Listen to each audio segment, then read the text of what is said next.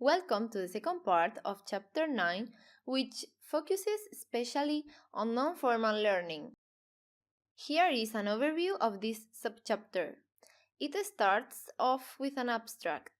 Then it will cover some basic information on non-formal learning, some information connected to its history, the need of non-formal learning, ICT technologies in non-formal learning, KOLB's learning styles as described in his experiential learning theory, some examples of non-formal learning, and finally, some challenges on non-formal learning.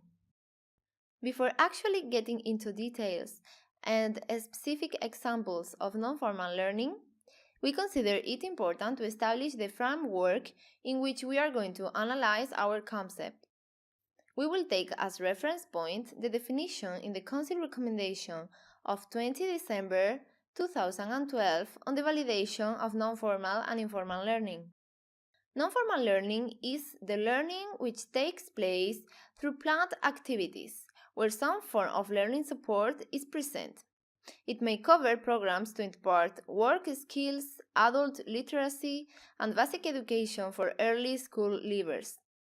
It includes in-company training, structured online learning, and courses organized by civil society organizations for their members, their target group, or the general public.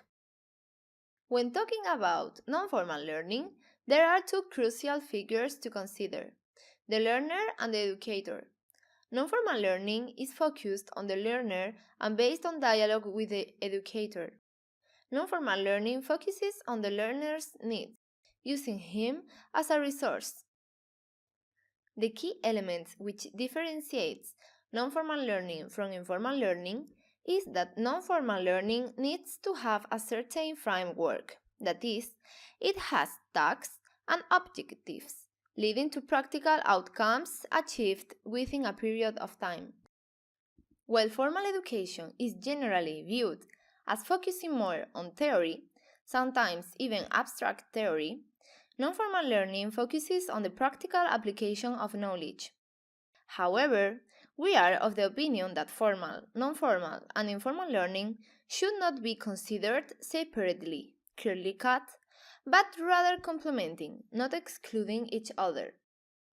The earliest examples of non-formal learning throughout the European history can be found at medieval crafts. At the time, learners were accepted by local carpenters or tailors to learn from the master's first-hand experience. During the 60s and the 70s, non-formal learning became a topic of international interest in different parts of the world, being acknowledged as an important part of learning and training. In the 90s, due to different economic and political changes in the world, the official school system was thought to be adapting too slowly to the needs of the modern society, and from that moment on, there has been introduced a clearer distinction between formal, non-formal, and informal learning. Why is non-formal learning needed? Simply because formal education is too static. We are living times in which changes are fast and overwhelming. School systems and their structures are often not flexible enough to change and modify in due time in order to follow technical innovation. So, probably the best approach is to treat formal, informal, and non-formal learning as complementary and make the most of the three. Non-formal learning cannot survive without innovation.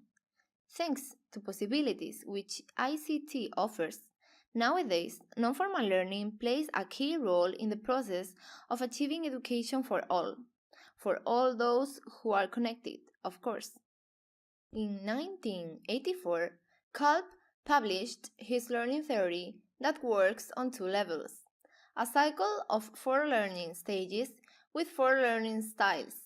In his view, effective learning is seen when a person progresses through a cycle of 4 stages: of having a concrete experience followed by observation of and reflection on that experience, which leads to the formation of abstract concepts and generalizations, which are then used to test hypotheses in future situations, resulting in new experiences. The learning styles associated with these stages are diverging, mainly connected with feeling and watching; assimilating, mainly connected with thinking and watching; converging, mainly connected with thinking and doing; accommodating, mainly connected with feeling and doing. As stated before, non-formal learning exists outside the institutionalized school system. The United States have an impressive amount of initiatives supporting non-formal learning. In North Carolina, for example, there are initiatives focusing on preventing obesity and natural learning. In Europe, lots of institutions, such as zoos or museums, organize non-formal learning activities. A very interesting and innovative initiative which used concepts of non-formal learning and career choice is Dreamcatcher from New Zealand. Through this tool dedicated to students and parents, students can easily identify their competencies and take control of the process of choosing their career more consciously. Another example of non-formal learning in practice is Centrum Edukacji Kopernik from Warsaw in Poland, which enables an unusual approach to learn science. Another example of non-formal learning that you are actually experiencing right now is this very course. The biggest challenge of non-formal learning is its recognition, especially among employers. Apparently, many employers still value diplomas, not only skills and experience gathered through extracurricular or volunteering activities.